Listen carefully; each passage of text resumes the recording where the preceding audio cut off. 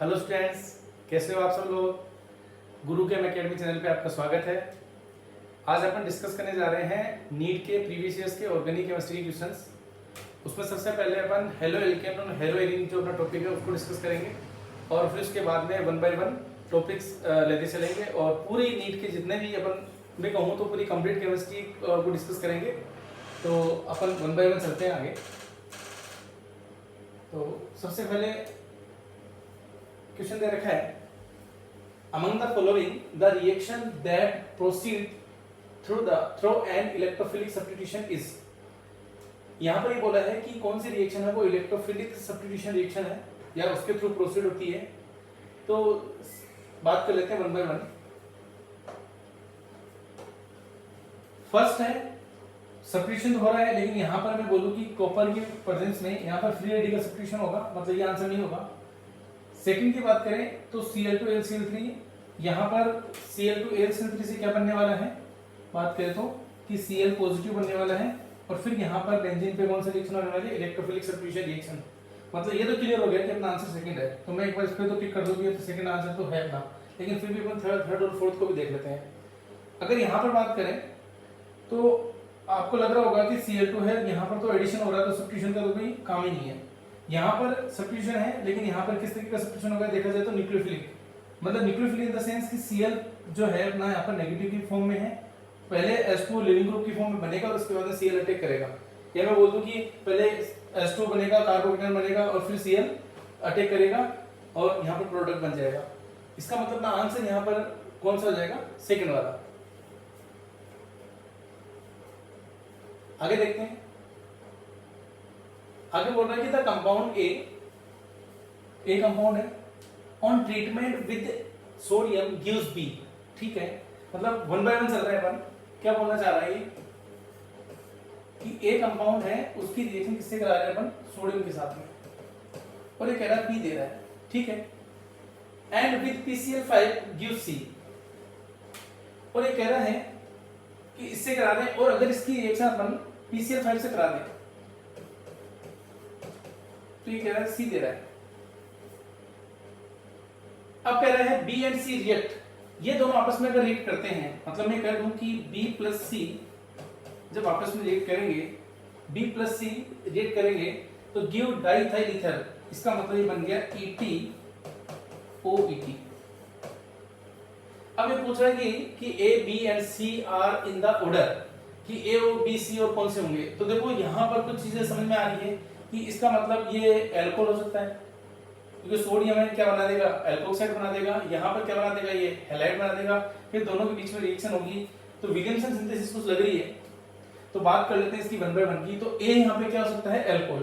तो ए एल्कोहल में C2H5OH दे रखा है, 3 जगह दे रखे हैं। तो मैं यहाँ लिखूंगी ए अपना C2H5OH है, ए यहाँ C2H5OH है, तो यहाँ ए लिख देते हैं C2H5OH, ये ए है। ठीक है, इसकी सोडियम के साथ में रिएक्शन करवाएं तो ये बन जाएगा C2H5ONA। ये बन गया अपना सोडियम एल्कोक्साइड, मतलब सोडियम एथोक्साइड हो गया यहाँ पे। और इसकी रिएक्शन कराने हैं PCl5 से। जब कि PCl5 से कराएंगे तो ये सीधे सीधा समझ में आ रहा है कि यहाँ पे क्या बन रहा है, C2H5Ca। और अब कह रहा है B प्लस सी, तो ये तो बना अपना A, ये वो अपना B और ये वो अपना C, और इन दोनों की रिएक्शन करवाएं तो बिल्कुल समझ में आ रहा है कि SN2 टाइप की रिएक्शन होगी कि ये नेगेटिव चार्ज अटैक करेगा और Cl बाहर निकलेगा। तो मैं कहता हूं कि यहाँ पर ये तो क्या है अपना EtCl, और ये क्या है अपना, मतलब यहाँ बोले तो ये तो हो गया अपना B, मतलब ये तो हो गया अपना, ये तो हो गया अपना ETONA B, तो और C क्या हो गया अपना EtCl। अभी नेगेटिव चार्ज अटैक करेगा और यहाँ से इसको बाहर निकाल देगा और क्या बन जाएगा, डाइथाइल। अब ए कौन सा है यहाँ पे, ऑप्शन के अकॉर्डिंग देख लेते हैं। तो ए तो यहाँ समझ में आ रहा है, बी कौन सा होगा यहाँ पे, बी होगा ये वाला, और सी कौन सा होगा, C2H5Cl। तो अपना करेक्ट आंसर कौन सा हो जाएगा, 4। ओके, नेक्स्ट क्वेश्चन की तरफ चलते हैं। नेक्स्ट क्वेश्चन कह रहा है कि N alkene A on reaction with ozone and ZnH2, इसका मतलब रिडक्टिव ओजोनोलाइसिस हो रहा है, साफ साफ कह रहा है कि एल्कीन ए है, उसकी रिएक्शन करा रहे हैं ओजोन और ZnH2 से, तो रिडक्टिव ओजोनोलाइसिस हो रहा है। और ये कह रहा है give propanone and ethanol in equimolar ratio, इसका मतलब 1:1 रेशियो में मिल रहा है। मतलब मैं कहूं कि ए है, इसकी रिएक्शन फर्स्ट अपन करा रहे हैं ओजोन से और सेकंड करवा रहे हैं जिंक, मतलब सेकंड इसके बाद में ओजोनोलाइसिस करवाने के बाद में जिंक एस्टो से करवा रहे हैं। तो ये खुद कह रहा है कि एक तो बन रहा है प्रोपेनॉन, तो CH3 COCH3, ये तो हो गया प्रोपेनॉन, और दूसरा बन रहा है एथेनॉल, तो ये हो गया अपना CH3CHO। तो बच्चों आपको पता होगा इसका कि ये प्रोपेनॉन और ये है अपना एथेनॉल, मतलब एसिटिल्डिहाइड, इन दोनों बन रहा है इससे। तो ये क्लियर है कि यहाँ से अपन इसका फाइंड आउट कर सकते हैं कि ये एल्कीन है कौन सी। तो है कुछ भी नहीं, केवल आपको इसको इस तरीके से देखना है कि ये मैंने लिखा CH3 C++O CH3 और दूसरा मैंने इसको इस तरीके से लिख दिया OCH ठीक है। तो यहां से मैंने 2 ऑप्शन को निकाल दिया, तो जो बनने वाली एल्कीन होगी वो कौन सी हो जाएगी, ए। मतलब ये एल्कीन ए कौन सी हो जाएगी अपनी, CH3 C++CH3 और ये हो गया CH3।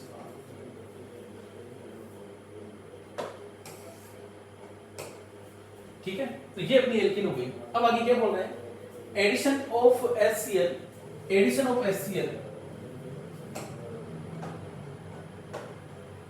HCl to alkene A gives B as the major product, and what is the structure of product B is। इसकी रिएक्शन किससे करा रहे हैं आगे, अब HCl से। जब कि HCl से कराएंगे तो आपको पता है यहाँ पे कौन सी रिएक्शन होने वाली है, electrophilic addition reaction. Clear, electrophilic addition reaction होगी तो यहाँ पर बनने वाला प्रोडक्ट क्या बनेगा, CH3C। ठीक है, ये हो गया अपना CH3, ये हो गया CH2, ये CH3, ये Cl। मतलब यहाँ पर क्या आ जाएगा, पहले कार्बोकेटायन बन जाएगा फिर बाद में Cl लग जाएगा। तो उसके अकॉर्डिंग पूछ रहा है कि इसमें B कौन सा होगा, तो B यहाँ पर समझ में आ रहा है अपने को, B कौन सा होगा, ये हो नहीं सकता, ये भी नहीं होगा, तो इसका मतलब आंसर कौन सा हो गया, थर्ड। तो this is the answer is third.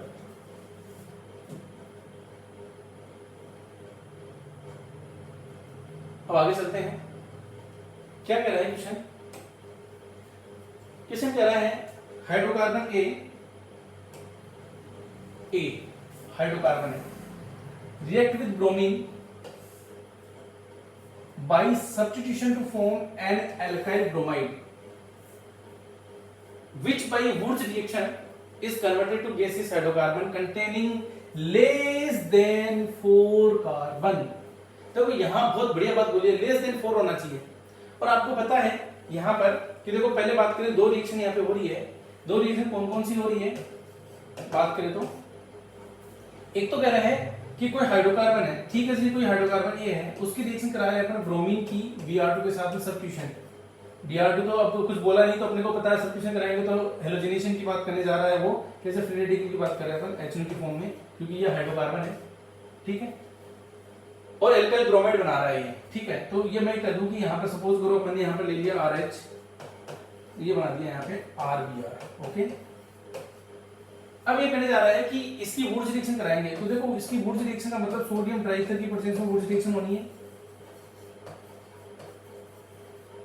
तो यहाँ पे क्या बनेगा, RR। क्लियर मेरी बात। अब RR बनेगा तो ये कह रहा है कि जो RR बनने वाला है उसके पास में 4 मतलब लेस देन 4 कार्बन होना चाहिए। तो मुझे ये बताओ आप कि यहाँ पर 1 हो कार्बन, अगर मैं कहूं कि यहाँ पर 1 कार्बन है तो मुझे कितने मिलेंगे, 2 कार्बन, और यहाँ 2 कार्बन होंगे तो मुझे कितने मिलेंगे, 4 कार्बन। ये तो मिलेंगे। तो इसका मतलब देखो, फर्स्ट ऑप्शन में 2 कार्बन है, सेकंड में भी 2 है, थर्ड में भी 2 है, और फोर्थ में कितने हैं, 1 है। इसका मतलब आंसर क्या हो गया अपना 4। सीधा सीधा है, कुछ भी नहीं करना इसके अंदर। ओके, अब करते हैं नेक्स्ट क्वेश्चन की बात। बहुत ही खूबसूरत क्वेश्चन है, काफी बार एग्जाम में पूछा हुआ है। क्या बोला है, कह रहा है कि compound A C8H10O is found to react with the NaOI produced by reacting Y with NaOH and yield yellow PPT with the characteristic smell. Okay, A and Y are respectively। देखो साफ साफ दिख रहा है कि यहाँ पर कौन सी रिएक्शन होने वाली है, आयोडोफॉर्म, मतलब येलो पीपीटी की जब भी बात आए और इस तरीके की कुछ बात करें तो आयोडोफॉर्म की बात कर सकते हैं, क्योंकि ऑप्शन दिख रहे हैं साफ साफ। फिर भी देखो अपन डिस्कस करें सबसे पहले तो मतलब इसका क्या की कॉन्सेप्ट है, हेलोफॉर्म रिएक्शन की हम बात कर लें। हेलोफॉर्म रिएक्शन तो आपको याद रखना क्या है इसके अंदर, सिंपल सी बात ये है कि जनरल वे में बोल रहे हैं अपन कि कुछ कंपाउंड होते हैं, अगर यहाँ OH है, क्लियर है, ठीक है, मतलब इस तरीके के कुछ कंपाउंड आपको नजर आ रहा है। पहली चीज या मैं कह दूं कि CH3CO कुछ इस तरीके कंपाउंड नजर आ रहा है और इसकी रिएक्शन अपन H2 प्लस NaOH से करा देंगे। तो ये जो कार्बन है ये किसमें चेंज हो जाता है, इसकी रिएक्शन जो करा दे तो अपन ये जो कार्बन है किसमें चेंज होता है CH3 में। अब कैसे होती है मैकेनिज्म तो है इसकी, लेकिन एक जनरल अपन बात कर सकते हैं। तो यहां से ये चीज तो क्लियर हो गई। अब बात करें कि कह रहा है कि कंपाउंड C8H10O, अब C8H10O है उसकी रिएक्शन करवा रहे हैं NaOH के साथ में। तो देखो प्रोड्यूस बाय रिलीजिंग ये कह रहा है Y, ठीक है, ये Y बता रहा है, ये बता रहा है NaOH, इसका मतलब NaOH है, तो सीधी सी बात है Y क्या है, सिंपल सा नजर आ रहा है। और देखो आप मैंने कहा कि कुछ इस तरीके के कंपाउंड होने चाहिए, तो देखो इस तरीके के कंपाउंड की बात करें तो केवल यही दिख रहा है अपने को, यहाँ पर भी ऐसा नहीं है जो मैंने बताया है, मतलब ये CH3 ग्रुप यहाँ पर इस तरीके का होना चाहिए, ना यहाँ पर है और ना देखो यहाँ पर है, मतलब यहाँ पर कहीं है ही नहीं OH के साथ में। इसका मतलब सीधा सीधा है कि आंसर कौन सा हो गया, फर्स्ट हो गया। हाँ है क्या चीज वो पूरा डिस्कस कर लेते हैं। तो इसका मतलब C8H10O कुछ ऐसा होगा, इसकी रिएक्शन करा रहे हैं अपन I2 की इन द प्रेजेंस ऑफ NaOH या KOH NaOH। तो ये वाला किसमें चेंज होगा, यहाँ पे पहले ये कीटोन में चेंज होगा, कीटोन के बाद में CH3 किसमें चेंज होगा, CH3 CHI3 में, तो यहाँ बन जाएगा CHI3 प्लस जो रिमेनिंग जो प्रोडक्ट बनेगा वो क्या बन जाएगा, ये वाला COON। तो इन्होंने कहा है जो पूछा है कि क्या होगा, तो एक ये पूछ लिया इन्होंने और एक Y के बारे में ये डिस्कस कर लिया है। तो पूछा A क्या होगा, तो ये तो अपना ये हो जाएगा, ठीक है, और Y क्या हो जाएगा अपना ये वाला, मतलब ये तो क्या अपना A और ये हो गया अपना Y। ओके, तो फर्स्ट इज द आंसर। आगे चलते हैं।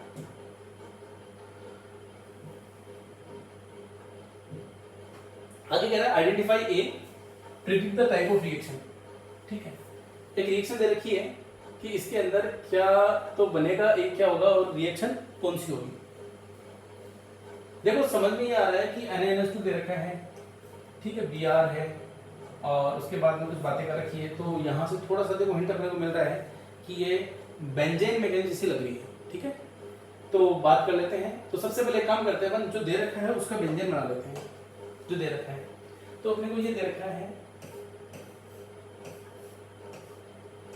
OCH3, ठीक है, और ये Br।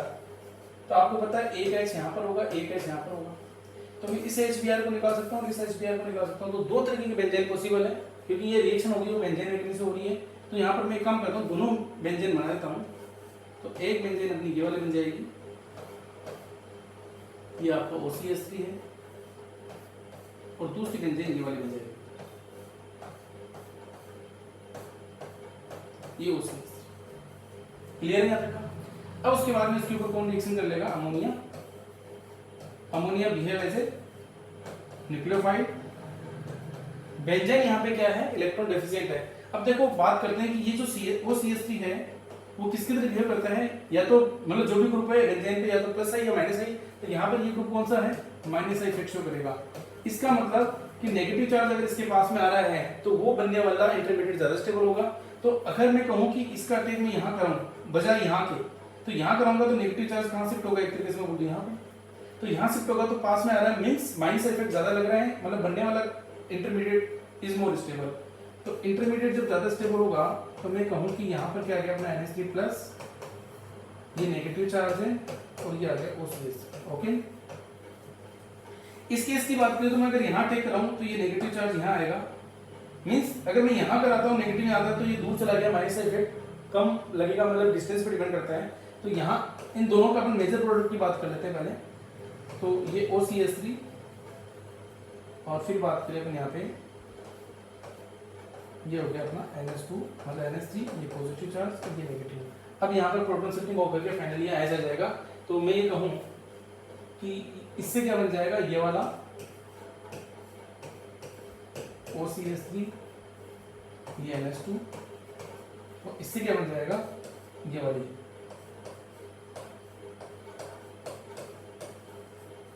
ये NH2। बनने में तो देखो ये वाली बाकी भी बन सकती है, और तो भी आ सकता है, सब ऐसा कुछ भी नहीं है। हाँ, इनमें अगर बेंजीन की भी बात करें तो बेंजीन में भी स्टेबिलिटी की बात कर सकते हैं अपन, लेकिन अपन जनरल क्वेश्चन को लेकर के चल रहे हैं, पूरा डिटेल में नहीं पढ़ रहे हैं। अब देखो क्या बोला है, फर्स्ट तो ये बोला, हाँ ये ध्यान रखना कि बेंजीन की जो रिएक्शन होती है उसको बोलते हैं एलिमिनेशन एडिशन रिएक्शन। सबसे पहले बेंजीन कब बनेगा, जब HBr निकलेगा, एलिमिनेशन होगा, उसके बाद में अपन एडिशन करवा रहे हैं। तो दो स्टेप होती है, पहले एलिमिनेशन की होती है जब बेंजीन बनता है, और उसके बाद में एडिशन की होती है जब प्रोडक्ट बनता है। तो फर्स्ट ऑफ ऑल देखो ये आंसर नहीं हो सकता अपना बी, ठीक है। अपना आंसर कौन सा नहीं हो सकता, यहाँ पर सी नहीं हो सकता क्योंकि कुछ है ही नहीं। अब आंसर ए और डी में है। तो देखो अपन ने दो प्रोडक्ट को देखा, एक ये वाला प्रोडक्ट मेजरली बन रहा है, एक ये वाला प्रोडक्ट बन रहा है, ठीक है। तो यहाँ पर अपना आंसर क्या, सब्स्टिट्यूशन रिएक्शन है, सब्स्टिट्यूशन है, और आंसर क्या हो जाएगा अपना डी हो जाएगा। ये आंसर भी नहीं होगा अगर बात की जाए। हाँ, अगर देखो इसने कुछ बोला ही नहीं है वैसे बेसिकली, तो अपना जो मेजर जो आंसर होगा वो अपना हमें देना होगा, तो यहाँ पर आंसर क्या होगा, डी हो जाएगा, ठीक है। आगे चलते हैं।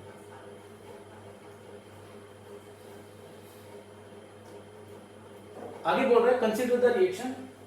एक रिएक्शन दे रखी है, बहुत ही खूबसूरत रिएक्शन है, क्योंकि यहाँ सोलवेंट की दिक्कत आती है। बच्चे कई बार क्या है कि सोलवेंट को जज नहीं कर पाते वो, इसलिए थोड़ा सा बोला है। तो यहाँ रिएक्शन हो रही है, हाँ लग रहा है यहाँ पर कौन सी रिएक्शन हो रही है, सब्स्टिट्यूशन रिएक्शन हो रही है। कौन सी रिएक्शन हो रही है, सब्स्टिट्यूशन रिएक्शन हो रही है, क्योंकि लग रहा है ना कि Br है लिविंग ग्रुप के ऊपर बाहर निकल गया, Cl ने टेक किया, इसका मतलब निकल गया। अब कह रहा है कि the reaction will be the fastest in, कि रिएक्शन किसके अंदर फास्टेस्ट हो रही है। तो आपको ये क्लियर है कि पहली चीज तो सब्स्टिट्यूशन में भी यहाँ पर जो नजर आ रही है वो कौन सी है, SN2। कैसे पता चला SN2 है, 1 डिग्री हैलाइड है, SN2 को फेवर करेगा, स्ट्रॉन्ग न्यूक्लियोफाइल है, SN2 को फेवर करेगा। इसका मतलब ये रिएक्शन कौन सी है, SN2। और सेकंड कि अगर ये SN1 होती तो ये कार्बोकेटाइन का रीअरेंजमेंट होकर के कहीं बीच में यहाँ आता CN वगैरह अगर होता तो इसका मतलब रिएक्शन किसको फेवर करती है, SN2 को। और SN2 के केस में जो सोलवेंट की रिक्वायरमेंट होती है जिससे रिएक्शन है फास्टली हो, ये जो रिएक्शन को फेवर करे वो होता है पोलर एप्रोटिक सोलवेंट। और यहाँ पर एक ही ऑप्शन है C, N dimethyl formamide DMF is the polar aprotic solvent. इसलिए इसका आंसर कौन सा होगा, सी। एथेनॉल, मेथनॉल और वोटर ये सारे कौन से हैं, पोलर एप्रोटिक सोलवेंट है। क्लियर है यहाँ तक का? चलो आगे चलते।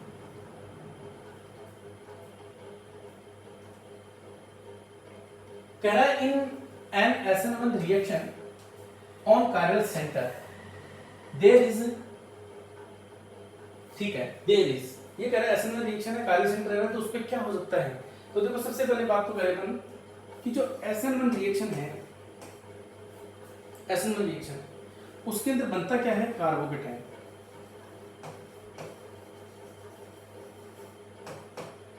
और जब कार्बोकेटाइन बन रहा है तो मैं इसको इस तरीके से बोल दूं कि ये कार्बन है, इस पे पॉजिटिव चार्ज है,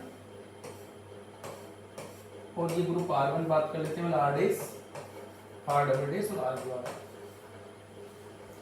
ठीक है। लेकिन आपको पता है कि कार्बोकेटाइन बनता कैसे है, वो ये है कि जो भी कार्बन है R डेस, R डबल डेस, R, और यहाँ पर कोई ना कोई लिविंग ग्रुप होगा, हाइड्रोजन मान लेते हैं या OTS, कुछ भी लिविंग ग्रुप मान लेते हैं, कोई ना कोई लिविंग ग्रुप होगा। तो वो लिविंग ग्रुप होता क्या है कि जहां से निकलता है उसी के साइड में क्या रहता है, उसके अट्रैक्शन में रहता है। जैसे मान लो मैंने जो भी लिविंग ग्रुप यहाँ माना है उसी को अट्रैक्शन में माना है, मतलब पार्शियली पॉजिटिव बोल दो इसको, पार्शियली नेगेटिव बोल दो इसको, पार्शियली पॉजिटिव बोल दो। एक तरीके से ऐसा होता है एक्चुअली में, ठीक है, क्योंकि जो क्वेश्चन दिया ना उसकी खूबसूरती यही है। अब क्या बोला आगे वो देखिएगा। अब यहाँ पर हो क्या रहा है, ये कह रहा है कि इन्वर्जन मोर देन रिटेंशन या 100% रिटेंशन, 100% स्टिमुलेशन, 100% इन्वर्जन, ऐसी कुछ बातें कर रहा है। तो देखो दो चीज है कि अगर मैं इसकी बैक साइड अटैक कराऊं, बैक साइड पीछे से अटैक करवाया जा रहा है कार्बोकेटाइन पे, क्योंकि आपको पता है कार्बोकेटाइन क्या होता है, प्लेनर होता है। ये कार्बन है, एक ग्रुप इधर है, एक इधर है, एक इधर है, ठीक है। तो अटैक आगे से भी हो सकता है, अटैक पीछे से भी हो सकता है, क्योंकि प्लेनर है। तो अगर मैं अटैक पीछे से करा रहा हूँ इसके, तो जब पीछे से अटैक हो रहा है तो उसको मैं क्या बोलूंगा यहाँ पे, इन्वर्जन, कि जो ग्रुप है वो पीछे लग रहा है और आगे वाला ग्रुप जो मेन पहले वाला ग्रुप वो बाहर निकल रहा है उधर से। और अगर जहां से ग्रुप निकल रहा है मैं उधर से टेक करा रहा हूँ, मतलब उधर से टेक करा रहा हूँ, तो इसको मैं क्या बोलूंगा, यहाँ पे क्या हो रहा है, रिटेंशन।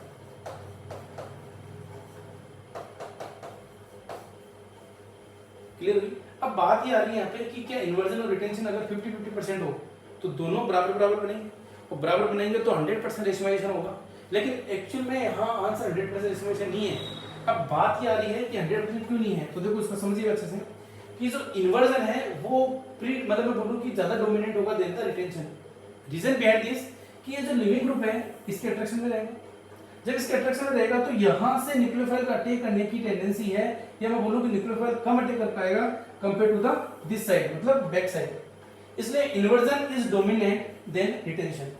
हाँ, जैसे मालूम है कि एक एवरेज बात करें 60% इन्वर्जन हो रहा है, 40% ये हो रहा है, रेशियो वाइज तो हो रहा है ना, पर 100% नहीं। इसलिए यहाँ इसका आंसर क्या हो जाएगा अपना A, inversion more than retention leading to partial racemisation. Racemisation तो होना ही है क्योंकि जितना डी बनेगा उतना एल बनेगा, मतलब कुछ डी बनेगा तो कुछ एल बनेगा, लेकिन बराबर बराबर नहीं बनेगा, इक्विवेलेंट नहीं बनेगा। अगर 50-50 बने तो फिर आंसर अपना क्या आएगा, D.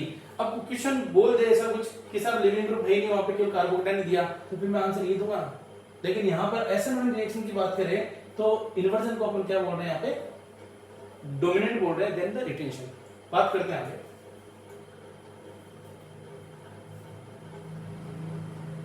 The reaction of C6H5 CH double bond CH with HBr produces, तो क्या कहना चाह रहा है कि C6H5 CH double bond CH CH3 इसकी रिएक्शन करा रहे हैं HBr के साथ। तो देखो यहाँ पर ये समझ में आ रहा है कि कौन सी रिएक्शन हो रही है, इलेक्ट्रोफिलिक एडिशन रिएक्शन। एल्कीन की रिएक्शन एक तरीके से HBr पे करा रहे हैं। अब सबसे पहले क्या जुड़ेगा, H+ जुड़ेगा तो यहाँ H+ जुड़ेगा तो कार्बोकेटाइन इधर बनेगा, तो इधर H+ जुड़ेगा तो कार्बोकेटाइन मतलब H जुड़ेगा तो कार्बोकेटाइन इधर बनेगा। तो मैं उधर बनाऊंगा ना जहां पर मेरे को स्टेबिलिटी मिल रही हो, तो मैं ऐसे बना दूं C6H5 CH पे पॉजिटिव चार्ज आ गया, फिर CH2 और CH3, और अब क्या आएगा, ब्रोमीन आएगा और उसका अटैचमेंट क्या हो जाएगा, तो ये बन जाएगा C6H5 CHBr CH2 CH3। तो यहाँ पर आपको एक ही ऑप्शन है, बहुत बढ़िया सा खूबसूरत सा नजर आ रहा है सी, तो अपना यहाँ पर आंसर क्या हो जाएगा, सी हो जाएगा।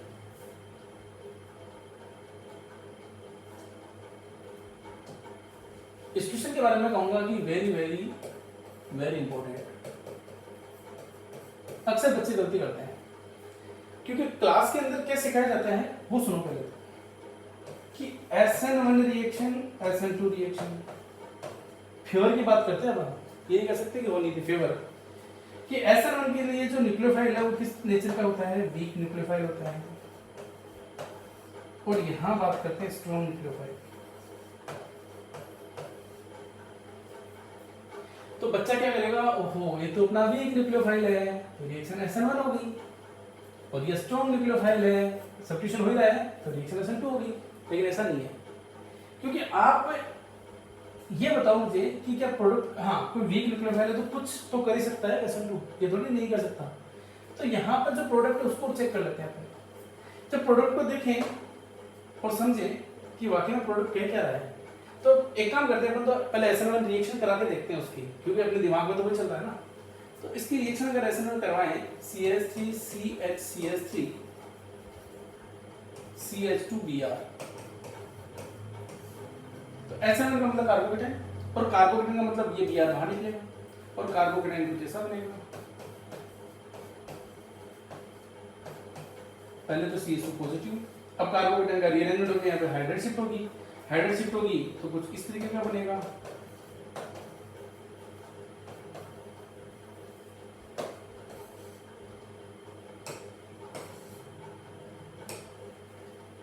तो इस तरीके का बनेगा कार्बोकेटाइन। तो यहाँ पर जो ऑक्सीडेटिव स्टेप लगेगा, तो कुल मिला के बात ऐसी है कि यहाँ जो अपना आंसर आ रहा है वो कुछ इस तरीके का आ रहा है,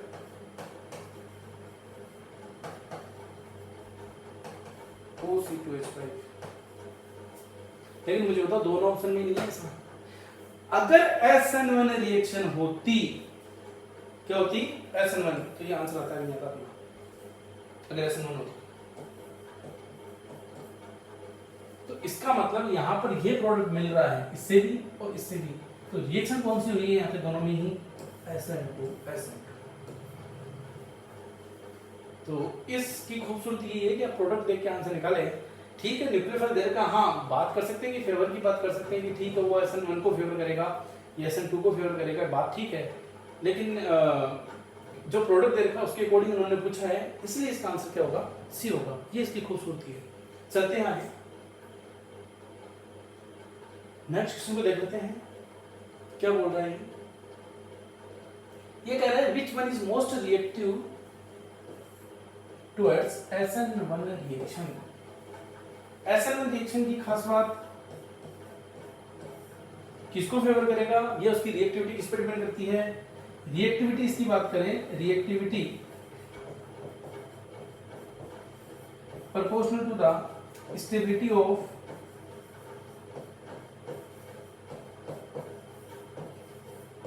कार्बोकेटायन, कार्बोकेटायन की स्टेबिलिटी पर डिपेंड करती है।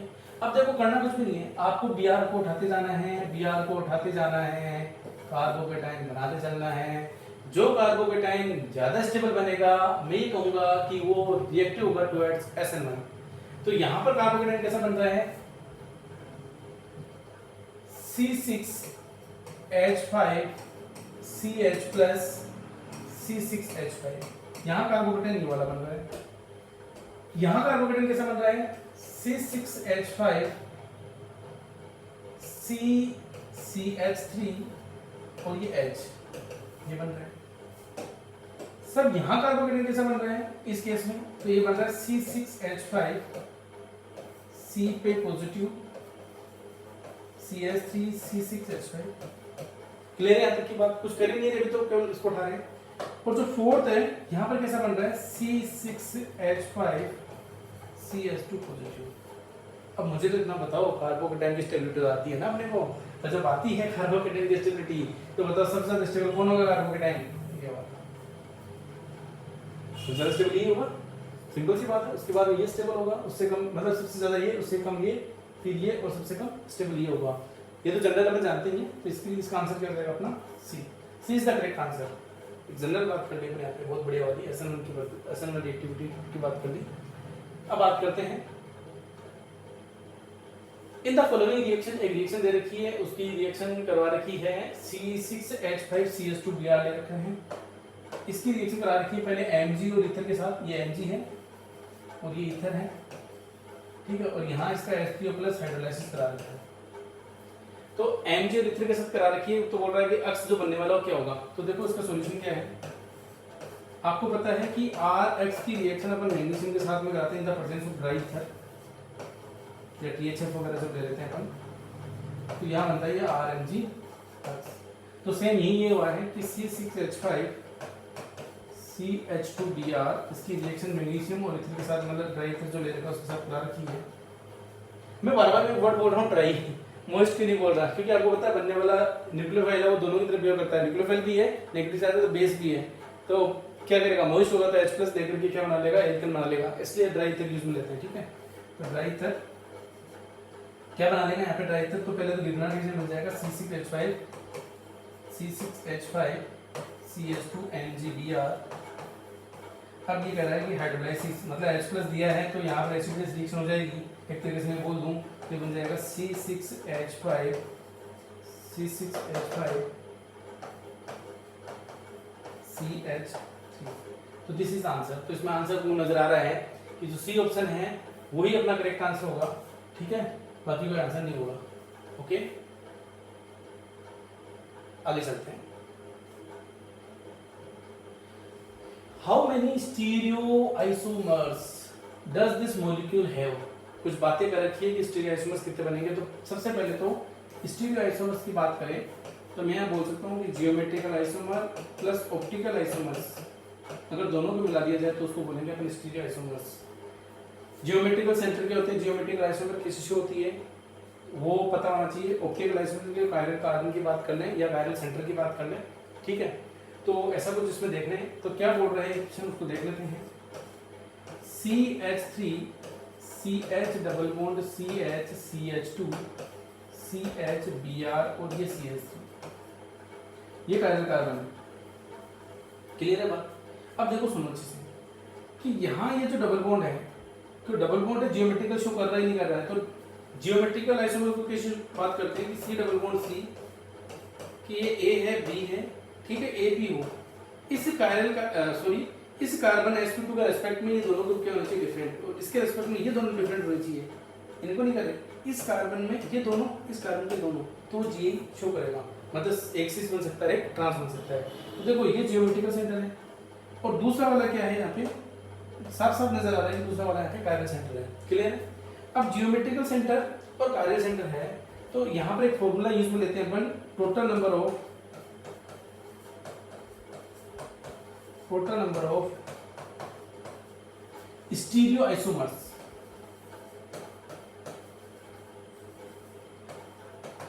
उसका फॉर्मूला होता है 2 की पावर n। तो एक सेंटर ये हो गया, दूसरा ये हो गया, तो आंसर क्या हो गया अपना 2 की पावर 2 इज इक्वल टू 4। लेकिन इसको अपन क्रॉस चेक करते हैं कि साहब ये आया कैसे आंसर, तो चेक कर देखिए कैसे आया अपना आंसर।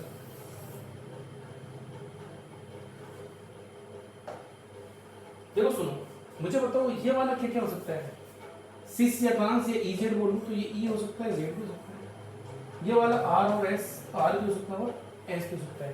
तो इसके कुछ कॉम्बिनेशन बना लेते हैं। फर्स्ट में कह लूं कि ये इधर ई हो तो उधर वाला क्या हो सकता है, दूसरा में कॉम्बिनेशन ले लूं कि ये इधर ई हो तो दूसरा क्या हो सकता है एस। थर्ड में कॉम्बिनेशन ले लूं कि ये ई हो, ई तो आ गया, अब जेड की बात कर लेते हैं।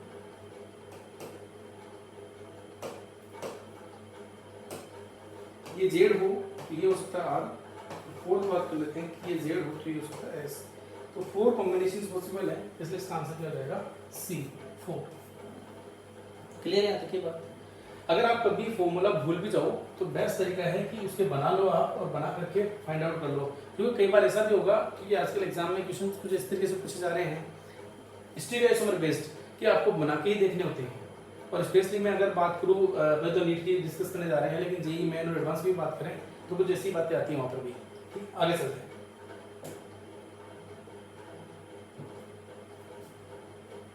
कह रहा है इन SN2 सब्स्टिट्यूशन रिएक्शन, देखो डीएमआर फिर दिया है यहाँ पे, ठीक है, यहाँ बोला है कि reaction of the type RBR CN वगैरह दे रखा है, which one of the following has the highest reactive rate. क्या बोलने जा रहा है कि हाईएस्ट रिएक्टिव रेट किसकी होगी। तो देखो अपन ने बात करी SN1 रिएक्शन की, उसमें बोला था रिएक्टिविटी डिपेंड करती है स्टेबिलिटी ऑफ कार्बोकेटाइन पे, लेकिन SN2 रिएक्शन की रिएक्टिविटी डिपेंड किस पे करती है, 1 अपॉन स्टेरिक हिंड्रेंस।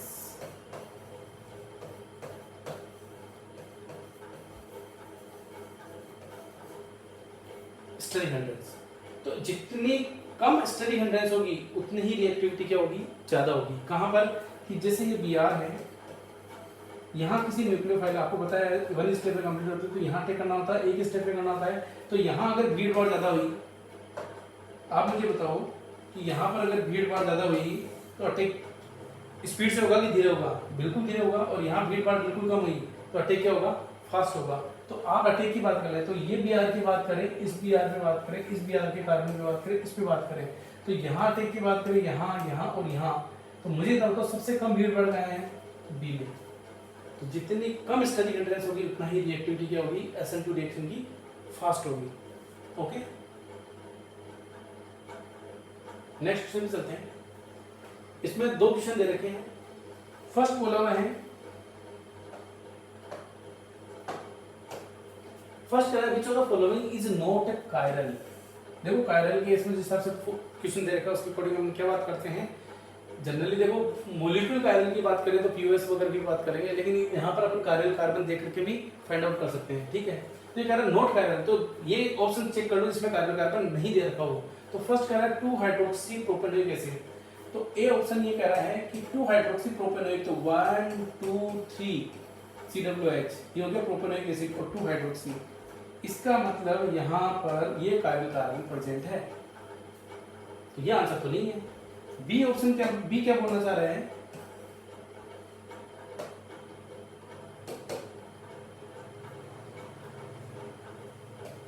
ये कायरल कार्बन है। बी कह रहा है 2 ब्यूटेनॉल, ये OH, तो देखो यहाँ पर ये कायरल कार्बन है। सी ऑप्शन क्या कहने जा रहा है, सी कह रहा है 2,3 डाइब्रोमोपेंटेन, तो 1 2 3 4 5 और 2 and 3 डाइब्रोमो। देखो यहाँ से भी कुछ समझ में आ रहा है कि ये कायरल कार्बन और ये कायरल कार्बन, हाँ प्लेन ऑफ सिमेट्री भी नहीं है, फिर भी मॉलिक्यूलर कायरल मिल जाता है, मीजो वगैरह की बात कर सकते थे अपन। और जो डी ऑप्शन जो दे रखा है वो कह रहा है 3 ब्रोमोपेंटेन, तो 1 2 3 4 5 और ये ब्रोमो। तो यहाँ पर कहीं पर भी कायरल कार्बन नहीं है, तो बोल रहा है विच of the following is not chiral. तो आंसर क्या हो जाएगा, 3 ब्रोमोपेंटेन इज नॉट कायरल। बाकी सब में कायरल कार्बन दे रखे हैं, ठीक है।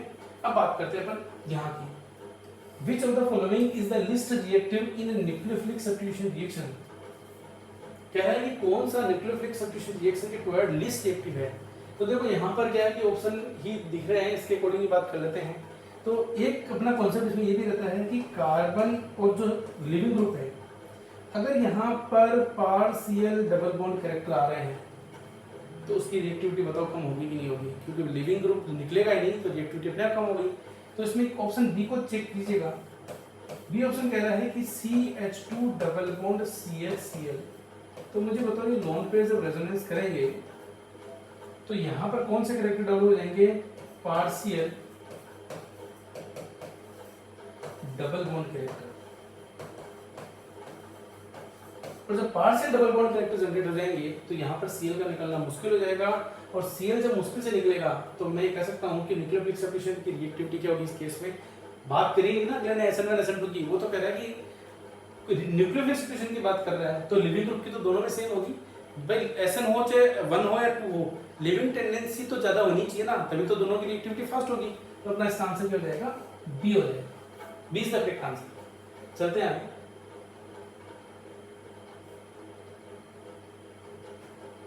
देखो क्या कह रहा है, एक रिएक्शन दे रखी है, फिर आगे कुछ करवा रखा है, रिडक्शन करवा रखा है, मतलब ये कह रखा है कि रिएक्शन है तो लग रहा सब्स्टिट्यूशन हो रही है, फिर रिडक्शन हो रहा है, फिर एस्टैब्लिश हो रहा है। बात कर लेते हैं इसकी, थोड़ा सा डिस्कस कर लेते हैं। CH3, देखो ऑर्गेनिक केमिस्ट्री का क्या कॉन्सेप्ट है, सिंपल से जानिएगा जो मैं आपको बता रहा हूँ। आप तो प्रैक्टिस करते चलो और समझते चलो कि इसके देर का इसके आगे हो क्या सकता है। पहले तो दिमाग में रखो पॉसिबिलिटी, और पॉसिबिलिटी में भी बेस्ट वो कैसे आएगा, जीओसी से, कि कहीं स्टेबिलिटी पॉइंट ऑफ व्यू बात करें, कहीं फेवर स्टेरिक एंट्रेंस अभी आ गया था, इस तरीके की अगर बात ध्यान में रखोगे ना तो क्वेश्चन होते चले जाएंगे, कोई दिक्कत नहीं आएगी। तो अपन बात कर लेते हैं इस केस की। तो देखो यहाँ पर ये रिएक्शन कर रहा है NaCl, तो साफ साफ थोड़ी देर पहले सॉल्यूशन देखा भी था अपन ने, तो इसका मतलब यहाँ क्या बनने वाला है, CH3 CH2 Cl, ये बन गया। उसके बाद में बात कर रहा है ये निकिल और H2, इसका मतलब हाइड्रोजनेशन हो रहा है, और आपको पता है CH जिसमें कन्वर्ट हो जाएगा CH2 NH2 में, ये बन जाएगा आपका CH3 CH2 CH2 NH2। उसके बाद में एसिटिक एनहाइड्राइड दे रखा है, तो ये होता है अपना acetic anhydride CH3CO OCO CH3। तो आप वैसे तो अगर पढ़ तो पढ़ चुके ही हो आप लोग, तो एसिटिक एनहाइड्राइड और एसिटाइल क्लोराइड है, उसका काम होता है एसिटाइलेशन का। क्या काम होता है, एसिटाइलेशन। और मैं एसिटाइलेशन बोलूं तो जैसे आप देखना ROH है, मतलब यहाँ पर, और RNH2 है, जनरली तो ये बात करते हैं। और इसकी रिएक्शन अपन एक तरीके से मैं बोलूँ कि CH3CO Cl से करा दी या फिर इससे करा दी, तो हो क्या रहा है, यहाँ पर OH है बाहर निकल रहा है, सॉरी यहाँ पर हो क्या रहा है कि ये नाइट्रोजन का सॉरी ऑक्सीजन का लोन पेयर है, ये अटैक कर रहा है यहाँ पर, और यहाँ पर अटैक करने के बाद में ये रिवर्सल होकर लिविंग ग्रुप को बाहर निकाल रहा है। ऐसा लग रहा है कि HCl बाहर निकल रहा है, सेम यहाँ से भी HCl बाहर निकल रहा है, मतलब क्या बन रहा है, ROCOCH, इस तरीके का बन रहा है। नीचे वाले में क्या बन जाएगा, RNCOCH बन जाएगा। तो इसका इंस्टॉलेशन करेंगे तो क्या होगा, ये नाइट्रोजन का लोन पेयर कहाँ अटैक करेगा, यहाँ पे, ये बाहर निकल जाएगा। तो यहाँ क्या बन रहा है, यहाँ पे जो अपना प्रोडक्ट जो बन जाएगा वो क्या बन जाएगा, CH3 CH2 CH2 NHCO CH, ये प्रोडक्ट बनेगा। ऑप्शन चेक कर लेते हैं। तो पहले तो देख लेते हैं कि CH3 CH2 CH2 NHCO CH3 बिल्कुल दे रखा है, यहाँ पर नहीं, ये तो आंसर हो ही नहीं सकता। यहाँ की बात करें तो देखो ध्यान से सुनना, यहाँ CONH आ गया और यहाँ पर भी क्या है CONH CO नहीं, तो अपना आंसर क्या हो जाएगा, फर्स्ट हो जाएगा। ये काफी बार पूछा हुआ भी एग्जाम में, क्यों कभी ये चीजें तो अपन जब एस्पिरिन बनाते हैं तब इंस्टॉलेशन करवाते हैं वहाँ पे, अगर आपको बताऊँ तो सैलिसिलिक एसिड का, ठीक है। जब कोई क्वेश्चन आएगा तो वो भी डिस्कस कर लेंगे। चलो इस क्वेश्चन को देख लेते हैं। CH3CH2 CHCl obtained by chlorination of N-butane will be, देखो ये कह रहा है कि ये N-butane के, ये कह रहा है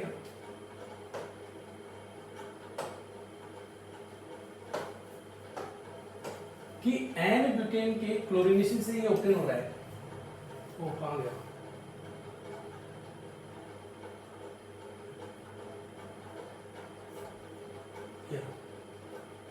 ये कह रहा है कि obtain by the chlorination of N-butane, N-butane के क्लोरिनेशन की बात कर रहे हैं। तो कहने का मतलब ऐसा कुछ हुआ है, CH3 CH2 CH CH3 ये H और फिर इसका क्लोरिनेशन करवाया है और ये बना है।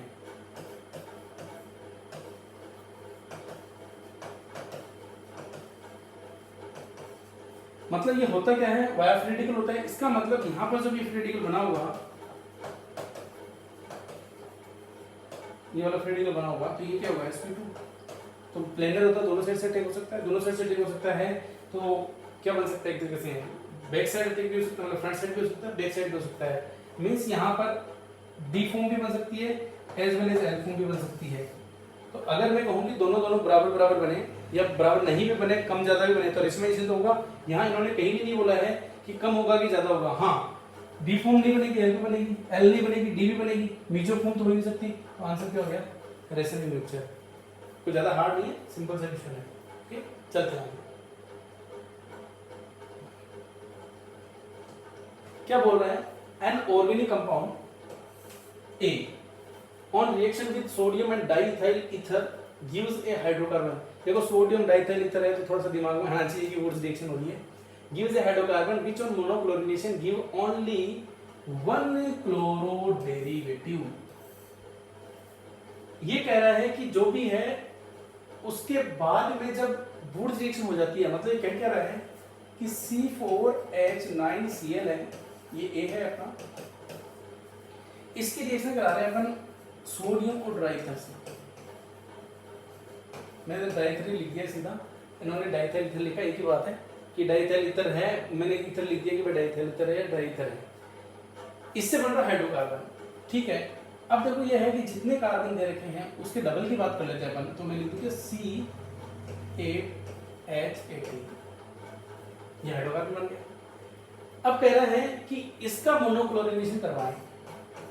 क्या करवा रहे हैं, मोनोक्लोरिनेशन। तो कह रहा है कि only one chloro derivative, only one chloro derivative ही फॉर्म हो रहा है। तो इसके कितने पॉसिबल हो सकता है, देखो C C C और C और ये Cl, C C C C और ये Cl, C C C और ये Cl, और एक हो सकता है C C और ये Cl।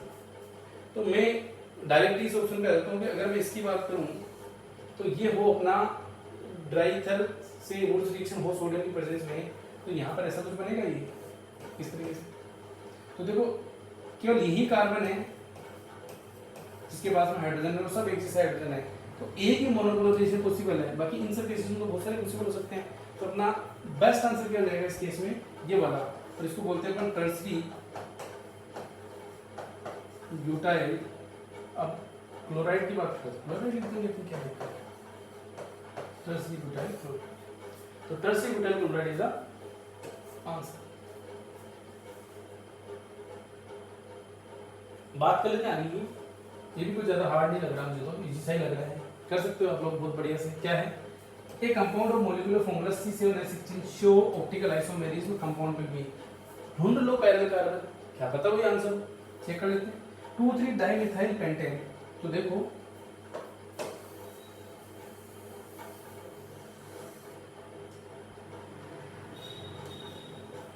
To three dimethyl pentane, तो 1 1 2 3 4 5 हो गया, 2 और 3 डाइमिथाइल पेंटेन। ये अगर ऑप्टिकल आइसोमरेशन करवानी है, ठीक है। दूसरा है 2 डाइमिथाइल ब्यूटेन, तो 1 2 3 4, ये 2 डाइमिथाइल हो गया ब्यूटेन। फिर कह रहा है 2 मिथाइल हेक्सेन,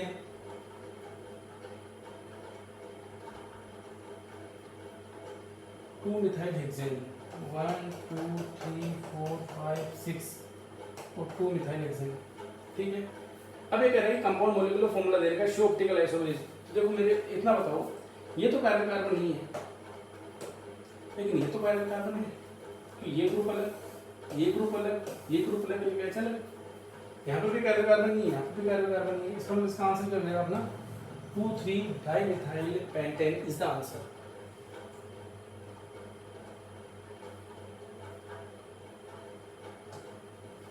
कह रहा है कि which of following compound is not chiral, कि कौन सा कंपाउंड कायरल नहीं होगा। तो मैं तो कहूँगा कि कायरल कार्बन ही चेक कर लेते हैं। तो कायरल कार्बन चेक किया जाए तो देखो फर्स्ट में नजर आ ही रहा है, फिर भी देख लेते हैं। तो ए ऑप्शन है वो है CH3CHD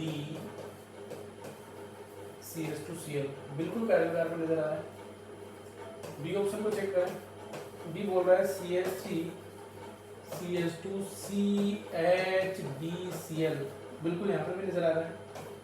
सी ऑप्शन को चेक करें तो DCH2CH2CH2Cl, मेरे को तो कहीं नजर नहीं आ रहा। और डी की बात करें तो CH3CHCl,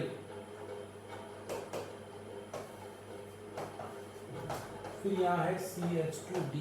तो देखो ये कार्बन कार्बन यहाँ नजर आ रहा है, ये कार्बन कार्बन यहाँ नजर आ रहा है, ये कार्बन कार्बन यहाँ नजर आ रहा है, और यहाँ तो है ये बताई देगा। तो सी ऑप्शन है जहाँ पर कहीं भी कार्बन कार्बन नहीं है।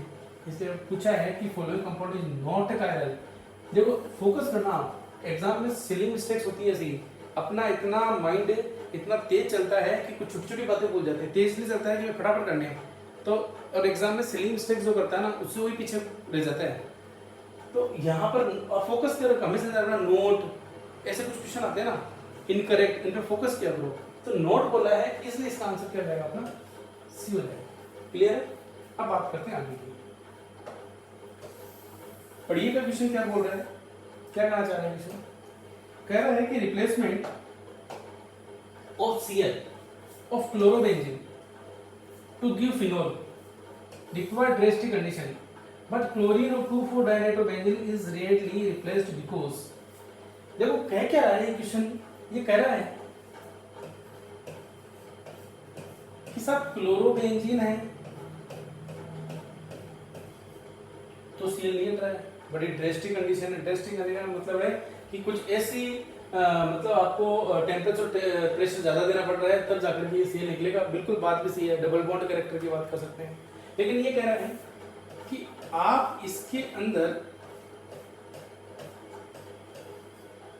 2,4 तो 2 पे NO2 लगा दिया, नाइट्रो बोला ना, तो ये NO2। अब कह रहा है कि ये आराम से हो जाती है थोड़ी सी, तो क्या दोनों में डिफरेंस है वो बात कर लें। तो इसका मतलब ये हो रहा है कि यहाँ पर अगर OH नेगेटिव की बात करें और यहाँ पर OH नेगेटिव की बात करें, तो देखो सबसे पहली बात तो है कि यहाँ पर जो रिएक्शन हो रही है वो रही न्यूक्लियोफिलिक सब्स्टिट्यूशन रिएक्शन, वो भी कौन सी ER एरोमेटिक वाली। तो मुझे बताओ कि बेंजीन रिंग पे जितनी कम इलेक्ट्रॉन डेंसिटी होगी, जितने इलेक्ट्रॉन विड्रॉइंग ग्रुप अटैच्ड होंगे, उतना ही न्यूक्लियोफाइल का अटैक करने की टेंडेंसी ज्यादा होगी, तो बिल्कुल फेवर करेगा। और जब ये OH है, जब OH है यहाँ टिक करेगा, तो देखो कुछ इस तरह की कंडीशन बन रही है। कंडीशन का मतलब मैं ये कहना चाह रहा हूँ कि NO2 ये नेगेटिव, ये OH, ये Cl और उसके बाद में ये NO।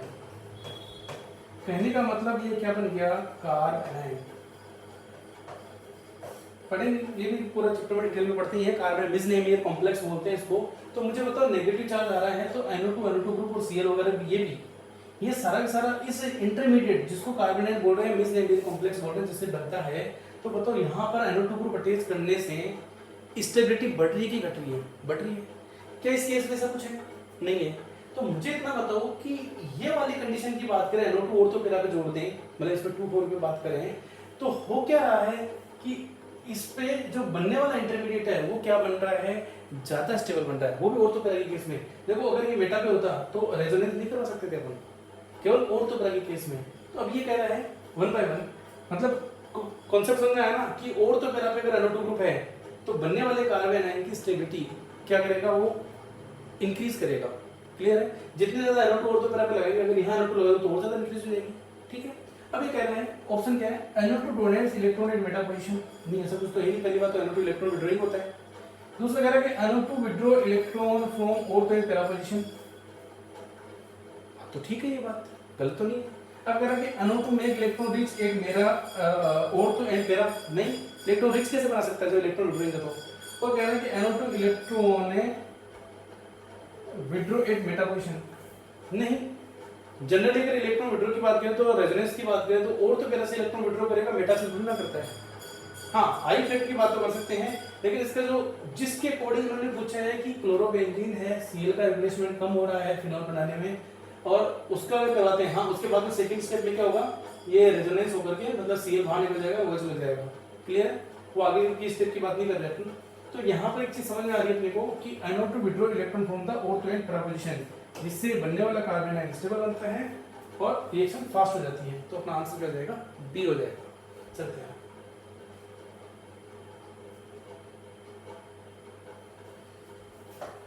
क्या कह रहे हैं, benzene react with n propyl chloride in the presence of anhydrous AlCl3 to give.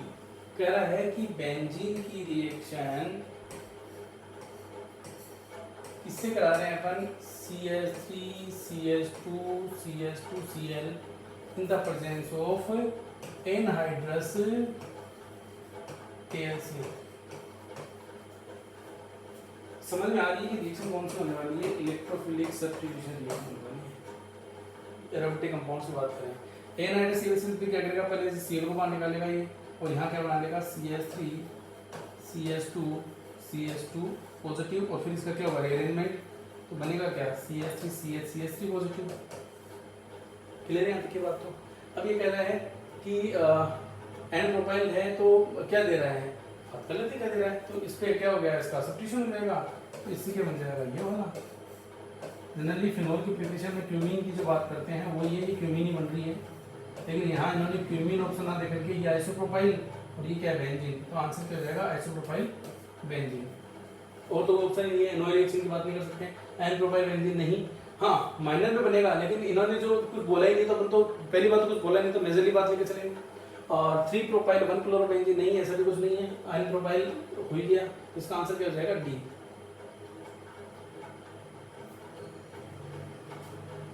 क्या कह रहा है question, which of the following pair of compound are enantiomers. तो देखो जनरल बात करें अपन कि एनेंटियोमर को देखते कैसे हैं, तो एनेंटियोमर की कहानी होती है कि अगर यहाँ पर जो भी कंपाउंड है उसकी मिरर इमेज को चेक करना है अपने को, वो एनेंटियोमर है।